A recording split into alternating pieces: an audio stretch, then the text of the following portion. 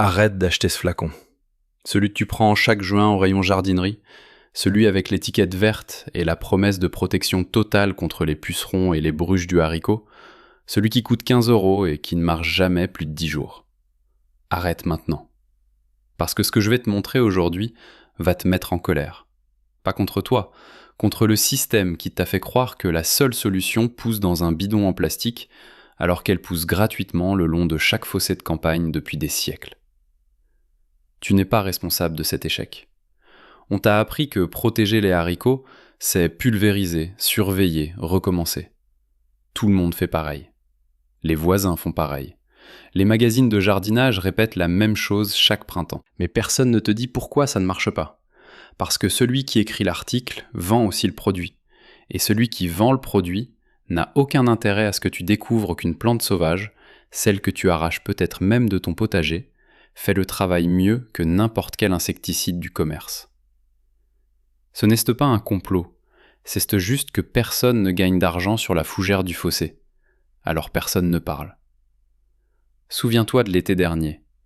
Tu as pulvérisé une première fois début juin, quand les premières feuilles des haricots se sont déployées.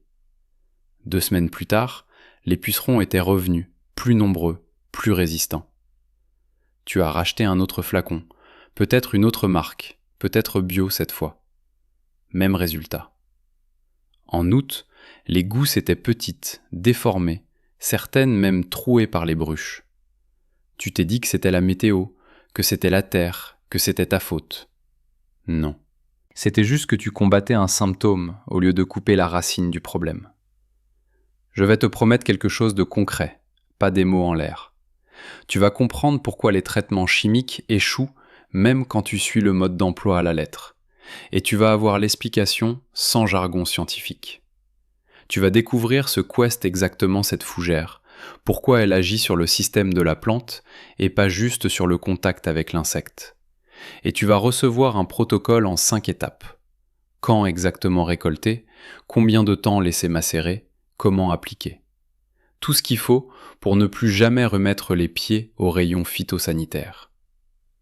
Regarde ce que tu dépenses chaque saison. L'insecticide contre les pucerons, 15 € le flacon de 500 ml, tu en achètes 2 par été parce que le premier ne suffit jamais, ça fait 30 €, mais les pucerons reviennent en colonie encore plus dense 3 semaines après le traitement. Parce que le produit a tué aussi tous les insectes auxiliaires qui les mangeaient naturellement. Les coccinelles, les cirfes, les chrysopes, et maintenant les pucerons n'ont plus aucun prédateur. Le traitement anti-bruche, 12 €. Tu le mets en préventif sur les fleurs, il promet de bloquer la ponte. Sauf que les bruches adultes pondent quand même à l'intérieur des gousses déjà formées, et tu ne le vois qu'en hiver quand tu ouvres les bocaux et que les grains sont troués. Le stimulateur de défense naturelle, 18 €, bio, certifié, il est censé renforcer la plante pour qu'elle résiste toute seule. Mais il faut le mettre toutes les semaines et au bout du compte, tu as dépensé plus de 70 € pour une récolte qui tient dans un saladier. Additionne tout ça. 70 € minimum, parfois 80 si tu as essayé la version professionnelle. Pour 20 mètres carrés de haricots. Et en face, il y a une méthode qui coûte 0 €, qui demande une demi-heure de préparation une fois au printemps et qui protège toute la saison sans un seul retraitement. Pourquoi personne ne t'en a parlé ? Parce que sur 0 €, personne ne prend de marge. C'est aussi simple que ça. Pas de publicité dans les magazines, pas de stand au salon du jardinage, pas de vidéos sponsorisées sur les réseaux. Juste un savoir qui dort dans les archives agronomiques depuis les années 70 et que personne n'a jamais eu intérêt à réveiller. Et alors vient la vraie question. Si cette connaissance existe, si elle a été testée, mesurée, validée, pourquoi est-ce qu'elle n'est pas dans les manuels ? Pourquoi est-ce que ton voisin, qui jardine depuis 40 ans, n'en a jamais entendu parler ? La réponse est dans l'histoire d'un homme, et quand tu vas l'entendre, tu vas comprendre comment un savoir peut disparaître sans que personne ne l'enterre volontairement. Mais avant de te raconter cette histoire, il faut que tu saches quelque chose. Il y a une erreur que font 9 jardiniers sur 10 quand ils découvrent cette méthode. Une erreur qui semble logique, qui semble même être un geste de soin pour la plante. Tu vas récolter la fougère, tu vas préparer le macérat, tu vas l'appliquer, et si tu fais cette erreur, non seulement ça ne marchera pas, mais en plus, tu vas fragiliser tes haricots au lieu de les protéger. L'erreur ressemble tellement à la bonne pratique que même ceux qui connaissent le protocole depuis des années la font encore parfois. Je vais te la montrer tout à l'heure, après le protocole, parce que si je te la dis maintenant, tu ne comprendras pas pourquoi c'est grave. Lis jusqu'au bout. C'est là que tout se joue. Son nom était André Marquet, ingénieur agronome à la station expérimentale de Montpellier, affecté au département des cultures maraîchères. On est en 1973. La France sort de 30 ans d'agriculture chimique intensive, les rendements explosent, les insecticides de synthèse sont partout, et personne ne se pose de questions. Marquet, lui, se pose des questions. Il observe que dans certaines parcelles de haricots, celles qui bordent les fossés envahis de fougères aigles, les attaques de pucerons sont systématiquement plus faibles. Pas de zéro, mais de moitié. Il commence à noter, à mesurer, à comparer. Il prélève des fougères, il en fait des extraits, il les teste en laboratoire sur des colonies de pucerons noirs du haricot. Résultat, les insectes fuient. Pas parce qu'ils meurent au contact, mais parce que quelque chose dans la plante leur envoie un signal de danger. Il monte un essai en plein champ. 2 parcelles de haricots verts, même variété, même sol, même irrigation. Sur l'une, il applique un macérat de fougères fraîches à 10%, une seule fois, au stade 3 feuilles. Sur l'autre, rien. Résultat à la récolte, la parcelle traitée à la fougère donne 43% de gousses saines en plus, et surtout, 0 bruche dans les grains secs récoltés en fin de saison. 43%, avec une plante qui pousse dans tous les fossés de France. Il rédige un rapport de 12 pages, avec tableaux, photos, protocole détaillé. Le rapport est envoyé à la direction de la station. La direction le classe. Pas parce qu'elle le juge faux, mais parce qu'il n'y a aucune demande industrielle pour ce type de recherche. Marquet est muté 2 ans plus tard sur un autre projet, celui sur les tomates sous serre. Le dossier reste dans une armoire. Personne ne le rouvre. 10 ans après, en 1983, une équipe de chercheurs italiens à l'université de Bologne publie une étude sur les propriétés insectifuges de la fougère aigle. Ils retrouvent exactement les mêmes résultats que Marquet. Même composé actif, même efficacité sur les pucerons et les coléoptères. L'étude est publiée dans une revue scientifique spécialisée. Elle est lue par 300 chercheurs dans le monde. Aucun vulgarisateur ne la reprend. Aucun magazine grand public ne parle. Pourquoi ?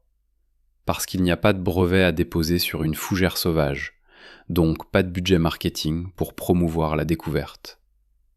Mets un like pour André Marquet. Il a fait le travail.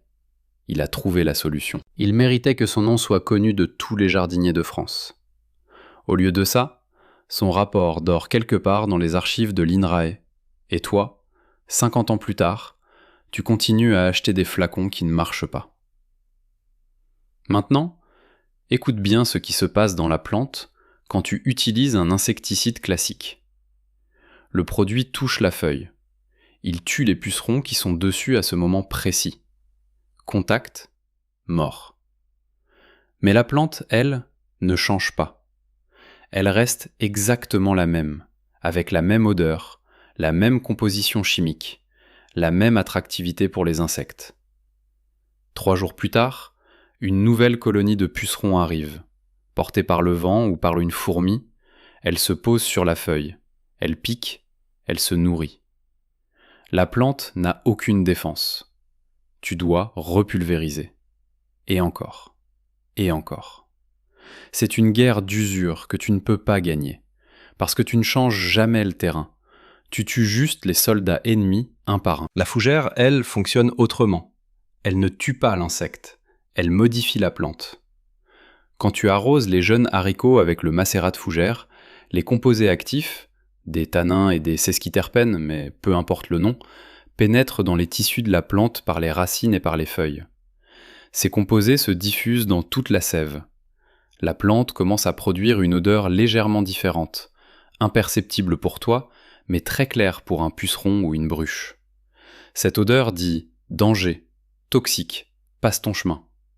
L'insecte ne meurt pas, il ne se pose même pas, il va voir ailleurs. C'est une protection systémique, pas un traitement de contact. Une seule application au bon moment, et la plante reste protégée pendant toute sa croissance, parce que le signal reste dans la sève. Pense à un enfant. Si tu le nourris toujours à la cuillère, il n'apprend jamais à manger seul. Si tu le protèges de chaque microbe, son système immunitaire ne se développe pas. La plante, c'est pareil. Si tu la pulvérises en permanence avec des produits qui tuent tout autour d'elle, elle ne développe jamais ses propres défenses. Elle reste faible, dépendante, vulnérable. Mais si tu lui donnes un signal chimique qui lui dit « fabrique tes propres armes », alors elle le fait. Elle devient autonome. Elle se défend toute seule. Et toi, tu n'as plus besoin de revenir toutes les semaines avec un pulvérisateur. Qu'est-ce que ça veut dire pour toi, là, maintenant, dans ton potager ? Ça veut dire que tu peux arrêter de courir après les symptômes. Tu changes la plante une fois, au début, et ensuite, elle gère. Les pucerons passent, ils testent, ils repartent. Les bruches pondent ailleurs. Tes haricots poussent tranquilles, et toi aussi. Mais attention, il y a une erreur, une seule. Et elle est tellement courante que je dois te la dire maintenant, avant le protocole, sinon tu vas la faire sans même te rendre compte. L'erreur, c'est de récolter la fougère trop tard dans la saison. Tu te dis, plus la fougère est grande, plus elle est concentrée en principe actif, donc je vais attendre qu'elle soit bien développée, fin juin, début juillet, quand les frondes font 1 mètre de haut. Logique, non ? Faux. Complètement faux. La fougère produit ses composés insectifuges au printemps, quand les jeunes crosses se déroulent, entre avril et début mai selon les régions. C'est à ce moment-là que la concentration en tanins et en sesquiterpènes est maximale, parce que la plante se protège elle-même contre les herbivores qui voudraient manger ses jeunes pousses tendres. Passé le mois de mai, la fougère mature, elle durcit, elle devient fibreuse, et les composés actifs chutent de moitié, parfois des 2/3. Si tu récoltes en juin, tu fais un macérat avec une fougère qui n'a presque plus rien dedans. Tu arroses tes haricots avec de l'eau verte qui ne sert à rien. Les pucerons arrivent quand même. Tu te dis que la méthode ne marche pas. Tu retournes à la jardinerie. Et le cycle recommence. Écris en commentaire, tu as déjà essayé un macérat de fougère ? Indique ta région et le mois de récolte. On va voir si d'autres ont fait la même erreur. Voilà le protocole. 5 étapes. Tout ensemble. Lis-les maintenant, note-les, applique-les dans 15 jours si tu es encore en avril, ou garde-les pour l'année prochaine si on est déjà en été. Première étape. Récolte la fougère aigle entre mi-avril et début mai, quand les crosses sont encore enroulées ou viennent juste de se dérouler. Prends les jeunes frondes, pas les vieilles de l'année dernière. Tu en reconnais facilement le long des fossés, des chemins forestiers, des talus. C'est la grande fougère qui pousse en colonies denses, avec des frondes qui peuvent monter à 1,50 m en été. Mais au printemps, elles font 30 à 40 cm. Coupe 1 kg de frondes fraîches pour 10 litres d'eau. Utilise des gants parce que la sève peut irriter la peau chez certaines personnes. Deuxième étape, hache grossièrement les frondes, mets-les dans un seau en plastique ou en terre cuite, jamais en métal parce que ça oxyde les composés actifs. Ajoute 10 litres d'eau de pluie ou d'eau du robinet reposée 24 heures pour évacuer le chlore. Couvre avec un couvercle ou un tissu pour éviter que les moustiques pondent dedans. Laisse macérer pendant 10 jours en remuant 1 fois par jour avec un bâton. L'odeur va devenir forte, un peu ammoniacale.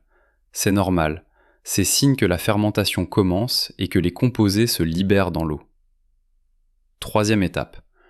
Au bout de 10 jours, filtre le macérat à travers un vieux tissu ou un tamis fin. Jette les résidus de fougère au compost. Le liquide obtenu est ton concentré. Il se conserve 3 semaines maximum dans un bidon fermé, à l'ombre, au frais. Passé ce délai, il perd de son efficacité. Quatrième étape, dilue le concentré à 20% dans de l'eau claire. Ça veut dire 1 litre de macérat pour 4 litres d'eau. Tu obtiens 5 litres de solution prête à l'emploi. Cette dilution est importante. Si tu mets le concentré pur, tu risques de brûler les jeunes feuilles des haricots, surtout par temps chaud. Cinquième étape. Applique la solution sur tes haricots au stade 3 vraies feuilles. Pas avant. Avant, la plantule est trop fragile et n'absorbe pas bien. Arrose au pied et sur les feuilles en fin de journée quand le soleil est bas. Compte environ 1 demi-litre de solution par mètre carré de culture. Une seule application suffit pour toute la saison. Si tu veux renforcer, tu peux faire un deuxième passage 15 jours plus tard, mais en général, ce n'est pas nécessaire. Récapitule maintenant ce que tu viens de recevoir, parce que c'est l'ensemble de ces mécanismes qui fait que la fougère gagne là où les produits du commerce perdent à chaque fois. Le signal chimique systémique est le premier mécanisme. Les tanins et les sesquiterpènes de la fougère pénètrent dans la sève du haricot et modifient l'odeur que la plante émet. Cette odeur devient un panneau de danger pour les pucerons et les bruches qui passent à proximité. Résultat pour toi, les insectes ne s'opposent même pas, ils vont chercher ailleurs, et tu n'as plus besoin de tuer quoi que ce soit. La protection par répulsion est le deuxième mécanisme. Contrairement aux insecticides de contact, qui tuent seulement ce qu'ils touchent au moment de la pulvérisation, le macérat de fougère crée une barrière invisible autour de la plante qui dure toute la saison. Les ravageurs testent, détectent le signal, repartent. Tu ne vois même pas la bataille, parce qu'elle n'a pas lieu. L'autonomie défensive de la plante est le troisième mécanisme. Quand tu arroses avec le macérat au stade 3 feuilles, tu apprends au haricot à fabriquer ses propres armes chimiques. Tu ne le rends pas dépendant d'un traitement extérieur permanent. La plante devient actrice de sa protection, pas victime passive qui attend que tu viennes la sauver toutes les semaines. La préservation des auxiliaires est le quatrième mécanisme, parce que la fougère ne tue rien. Elle laisse en vie toutes les coccinelles, tous les cirfes, toutes les chrysopes qui mangent naturellement les pucerons rescapés. Tu construis un écosystème équilibré au lieu de créer un désert stérile où seuls les ravageurs les plus résistants survivent et se multiplient encore plus vite. Et ce qui disparaît de ta liste de courses, c'est simple. Les 3 flacons que tu achetais chaque printemps. Les 70 € que tu dépensais pour protéger 20 mètres carrés. Les allers-retours à la jardinerie en pleine saison quand tu voyais que ça ne marchait toujours pas. Tout ça, terminé. 1 kilogramme de fougère récoltée en avril, 10 jours de macération, une application, 0 €.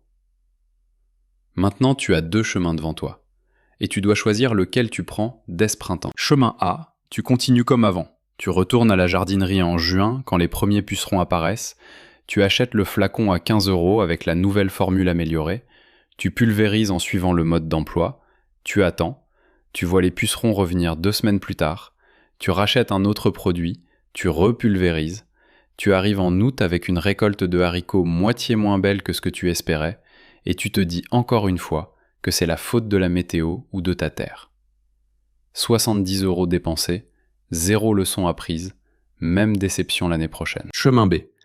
Tu notes dans ton agenda la semaine du 20 avril, tu vas au fossé le plus proche avec un sac et des gants, tu récoltes 1 kg de jeunes crosses de fougère, tu rentres chez toi, tu prépares le macérat selon le protocole en 5 étapes, tu laisses macérer 10 jours en remuant chaque matin, tu filtres, tu dilues à 20%, tu arroses tes haricots au stade 3 feuilles. Et ensuite, tu les regardes pousser tranquilles pendant que les pucerons passent leur chemin. 0 € dépensé, une compétence acquise pour toute la vie, une récolte qui tient ses promesses. Écris en commentaire A ou B et explique pourquoi. Pas pour moi, pour toi. Parce que quand tu formules à voix haute, tu entends ce que tu sais déjà au fond.